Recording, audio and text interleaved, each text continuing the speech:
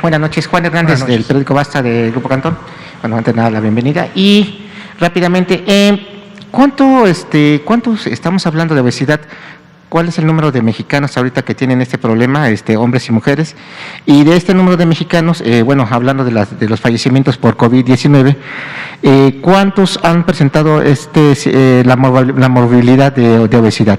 Esa sería una. Y la segunda, rápidamente también, sobre precisamente esta materia de educación nutricional, ¿cómo se está implementando? Si ya han tenido algunos resultados, ¿en dónde se está implementando? Gracias. Claro que sí, con mucho gusto. No sé si el doctor Parquera ya se desconectó. Yo creo que él sería una figura obviamente muy reconocida para poder responder la primera pregunta. Estimado doctor Parquera, no sé si tuvo la oportunidad de escucharla. Sí, sí, lo que preguntaba el señor era ¿cuál era la prevalencia de obesidad en México, no? Es correcto. Sí, las prevalencias de obesidad en México ha aumentado en los últimos 20 años alrededor de 40% y en la actualidad es una prevalencia del 35%. De más del 35% en adultos. Es una cifra pues que es lo más que hemos tenido y nos encontramos entre los países de mayor prevalencia. Y, perdón. Tienen problemas, ¿cuántos millones de mexicanos tienen problemas de obesidad? Porque también estaba separando, en este caso, por edades, ¿no? Estamos hablando que hace unos días el presidente López Obrador dijo que México, pues lamentablemente estaba entre los primeros lugares también de obesidad infantil. Entonces, si nos pueden un poquito especificar ahí para hacer más nutrida la nota. Claro, si utilizamos precisamente las cifras de prevalencia que el doctor Barquera nos acaba de comentar y entonces las cruzamos con la cantidad de la población que reside en México, estaríamos hablando que alrededor, entre el último dato de la prevalencia que nos comentaba del 45 y de los 38, 40, estamos hablando de alrededor de 50 millones de mexicanos que tendrían esta condición. Y anclando con la siguiente pregunta, es precisamente el factor de riesgo que más se ha asociado, no solamente a las personas que han padecido de COVID, sino además y lamentablemente a las personas que han fallecido por COVID. En el caso de las personas que son casos confirmados, este factor de riesgo es el que más se asocia, estamos hablando de alrededor también de un 48, 47%. Y cuando hablamos de las personas que lamentablemente han fallecido, se mantienen estas prevalencias. Esto es el factor de riesgo que más ha contribuido en esta epidemia de COVID-19 en México a generar enfermedad grave y también mortalidad. En relación a la pregunta de la materia de nutrición, en este caso de salud, que se incorporó en los nuevos currículos de la Secretaría de Educación y obviamente de los programas escolares en todo México. Obviamente esta es una medición y un seguimiento que está haciendo directamente la Secretaría de Educación y obviamente en algunos indicadores se pueden contribuir desde la Secretaría de Salud, sobre todo en aquellos que son los de población general. Podemos preparar, es decir, vamos a solicitar en su momento esta información. Recordemos que este es un programa que acaba de iniciar, tiene prácticamente este ciclo escolar que inició el año pasado implementándose y bueno, cuando estamos hablando precisamente de prevalencias de este tipo de problemáticas como sería el sobrepeso o la obesidad infantil, no necesariamente podemos ver el impacto en meses, ¿no?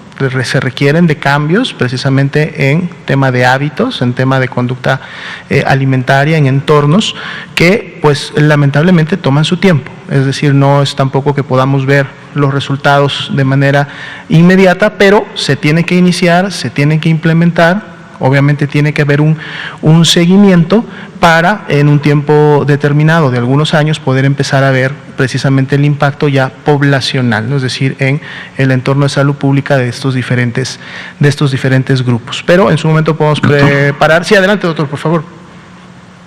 Sí, Y otra cosa que me gustaría comentar es que los grupos de salud, del sector salud, han estado trabajando de manera muy intensiva con la SEP para desarrollar una materia que se llama Vida Saludable, que incluso se ha presentado el diseño en esta conferencia en ocasiones previas.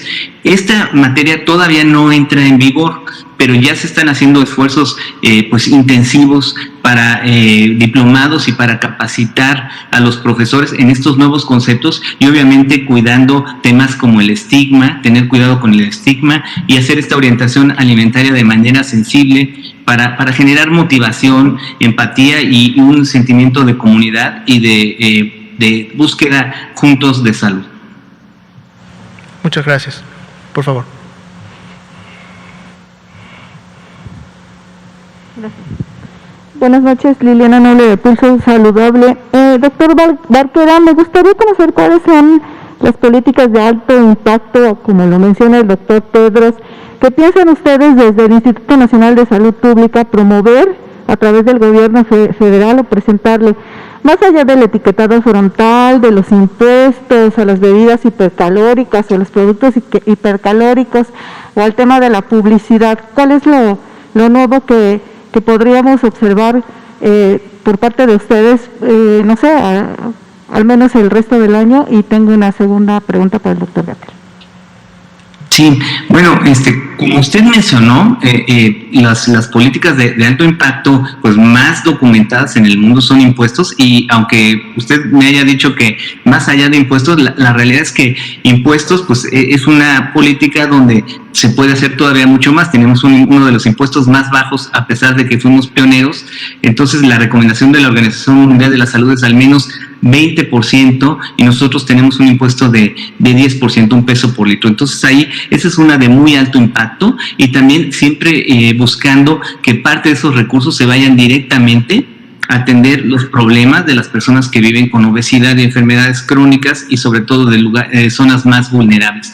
Y también lo mismo con el etiquetado y la publicidad, son políticas de muy alto impacto y que no están bien implementadas. Otra gran deuda que tenemos en el país es pues el cumplimiento, el regular el código de sucedáneos, de publicidad de sucedáneos de la leche materna, es decir, esas latas de fórmula que vemos en los supermercados con regalitos y con dibujitos que van dirigidas a preescolares. Pues esa es una práctica que no recomienda la OMS, que la industria transnacional ya se comprometió a no seguir haciendo, y que aquí en México, como no está regulado, dicen, pues es que en México no está regulado, entonces por eso lo hacemos. Entonces yo creo que tenemos que cumplir con esa deuda, porque llevamos más de 10 años y año tras año vemos que incumplen, y eso sería de muy alto impacto, promover la lactancia materna y proteger a los niños durante los primeros 1000 días de los alimentos malsanos de una manera pues muy comprometida de parte de todos los actores de la sociedad, que consuman productos naturales y que se acostumbren a tener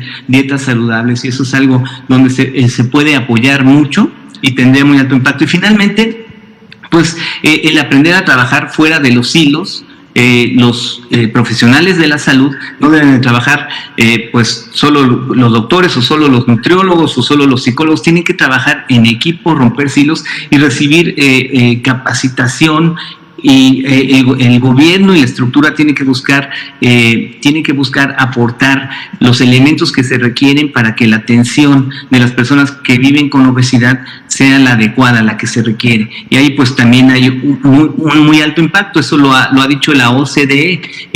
Las políticas de más impacto para un problema como el del ambiente alimentario en México, pues serían entonces regulación de la comida chatarra, de la publicidad, de impuestos, etiquetado, y también capacitación del personal que brinda atención para darla de la mejor manera posible. Gracias. Y doctora Nomía, del universo de enfermedades que ustedes ven dentro del programa de vigilancia epidemiológica, ¿qué enfermedades adicionales a la COVID-19, que en el entendido que el paciente con obesidad vive en un estado crónico de inflamación, y al ingresar este virus del SARS-CoV-2 incrementa las posibilidades de que se agrave esta enfermedad? ¿Qué otras enfermedades, no sé si del orden de las infectocontagiosas, o de las no transmisibles pudieran ser vulnerables y que ustedes tengan referencia a que se incrementan o se agravan con tan solo la presencia de sobrepeso o ya de obesidad. Gracias. Claro, con mucho gusto. De hecho, de manera general, pudiéramos verlo en un marco de todas las enfermedades que en un momento se producen o conocemos. Recordemos que hay diferentes tipos de afectaciones que produce el estado de obesidad de una persona. Más allá de las alteraciones metabólicas internas, de los procesos metabólicos del cuerpo, que estos pueden afectar diferentes órganos blancos y generar, obviamente, otras enfermedades o factores de riesgo, uno de los principales problemas, y lo traigo en el marco de COVID, pero funciona precisamente para enfermedades respiratorias similares, es precisamente la disminución de la capacidad respiratoria, ¿no? Es decir, el espacio que tiene el diafragma. El diafragma es un músculo que tenemos que separa nuestra cavidad torácica de nuestra cavidad abdominal y es importante para precisamente el ejercicio de la respiración. Es el que permite en su momento su expansión, que el oxígeno a través del aire ingrese a los pulmones se llenen y logren su máxima capacidad de inspiración y por lo tanto contribuyan también a una adecuada oxigenación. Recordemos que los pulmones son los que realizan este intercambio gaseoso. Entonces, si una persona con obesidad tiene disminuida esa capacidad, precisamente por la grasa que está ocupando espacios internos que no deberían de estar ahí, digamos, en una persona con un peso ideal o con un peso adecuado, al haber esta disminución de la capacidad respiratoria, cualquier enfermedad que en su momento afecte los pulmones y que afecte, por lo tanto, la capacidad del intercambio gaseoso, ya tiene entonces además un factor de riesgo previo a la enfermedad, previo al proceso inflamatorio, previo a la infección, que va a contribuir a que entonces el resultado de la gravedad de la enfermedad, que es disminuir el intercambio de oxígeno,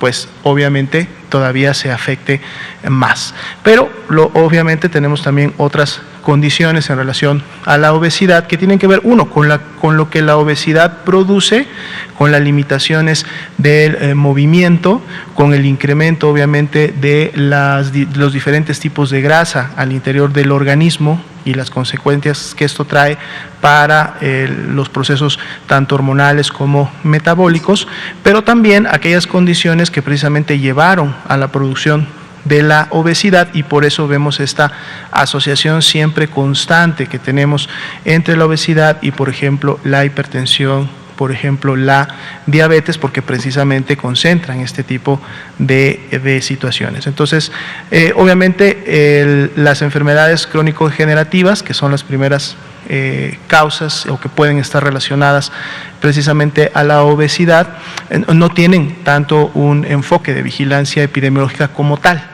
No es que no lo deberían de tener, son importantes. De hecho, estamos hablando de que existen epidemias y pandemias de estas enfermedades también y hay declaraciones, inclusive avisos epidemiológicos al respecto, pero sí efectivamente las enfermedades infectocontagiosas, que son las que vamos a decir se vigilan de una manera más constante, más directa, más diaria por justo los potenciales epidémicos y pandémicos que éstas tienen, pues es más entonces una causa complementaria o consecuente del estado de la obesidad y las condiciones que la enfermedad en su momento puede causar. ¿Cómo? Por favor.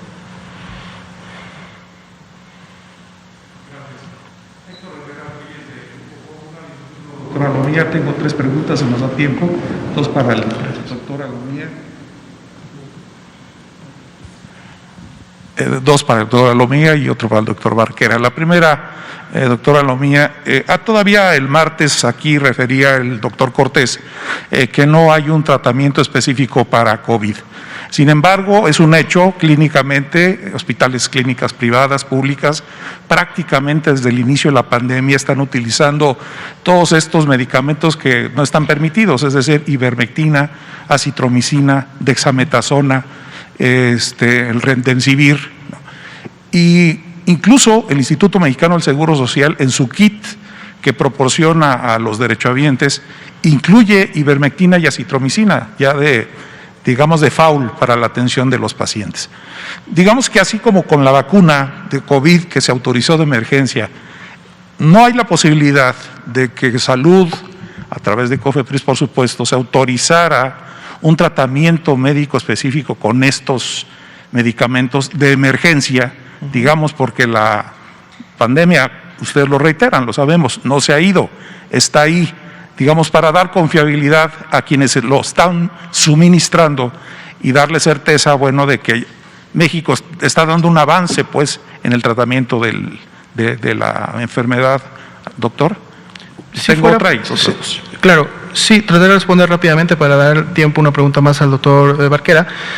Sí fuera posible, siempre y cuando los medicamentos cumplieran con las características mínimas de evidenciar el potencial o lo que en su momento están demostrando en ensayos como una aportación a la mejoría de las personas, ya sea previniendo la aparición de signos y síntomas, que sería pues obviamente lo mejor, o tanto que una persona que ya enfermó al tomar un medicamento no desarrollara enfermedad grave, o habiendo desarrollado enfermedad grave, esta se recuperara. Tenemos un grupo científico de expertos liderado por la CINSAE, que es la Coordinación de Institutos Nacionales y Hospitales de Alta Especialidad, precisamente, que está sesionando permanentemente y está revisando todos estos protocolos, estos ensayos, las publicaciones internacionales, las publicaciones nacionales, y entonces identificando los elementos que en su momento sí pueden integrarse en una recomendación. Y entonces esto es lo que nos lleva precisamente a los posicionamientos oficiales. Si en un momento no se recomienda el uso de algún medicamento o no se dice que este medicamento sea realmente para el tratamiento de la enfermedad, en este caso COVID-19, es porque no se ha contado con la suficiente evidencia, o al menos la revisión de esta evidencia de una manera con metodología científica y revisando los documentos que hasta el momento se han producido, no han llegado a ser lo suficiente para tener o llegar al punto de una recomendación oficial. Y obviamente esto también da marco a que diferentes protocolos o ensayos que se están llevando a cabo en el país, en diferentes unidades o en diferentes instituciones, todavía puedan continuar y que en su momento obviamente puedan aportar información, pero no llegan al punto de generar la recomendación, no así por ejemplo con la prednisona y con el oxígeno temprano, que sí son dos de las terapias que en este momento están recomendadas por la Secretaría de Salud en pacientes, sobre todo la prednisona, en pacientes hospitalizados que requieren justo de oxigenación y a dosis mínimas, no como terapias preventivas ni para pacientes leves.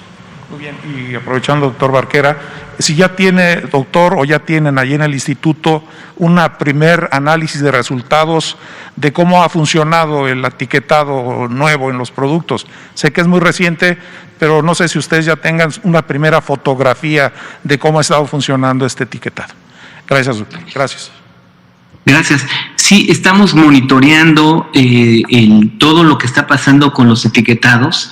Tenemos un sistema con el que se toman fotos de los empaques y se analiza de manera longitudinal los cambios. Entonces, una de las cosas que sí estamos viendo, y eso pues es uno de los primeros hallazgos, es que a diferencia de lo que se nos decía que tomaría años lograr reformulaciones y que por eso se necesitaba darles más tiempo, pues en unos cuantos meses cientos de productos se han reformulado para ser más saludables y no tener los sellos. Entonces ese es uno de los primeros resultados que yo creo que es muy positivo.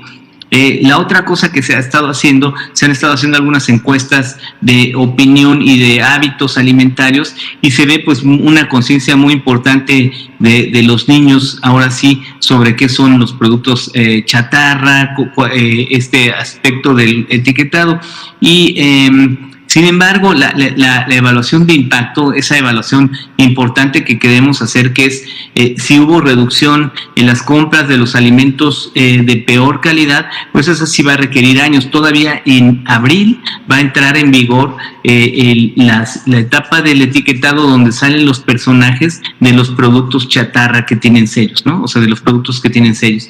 Entonces, todavía ni siquiera está implementado en su totalidad el etiquetado. Entonces tenemos que esperar a abril que se implemente y después ver el efecto que tiene sobre el consumo y eso se verá posiblemente un año después.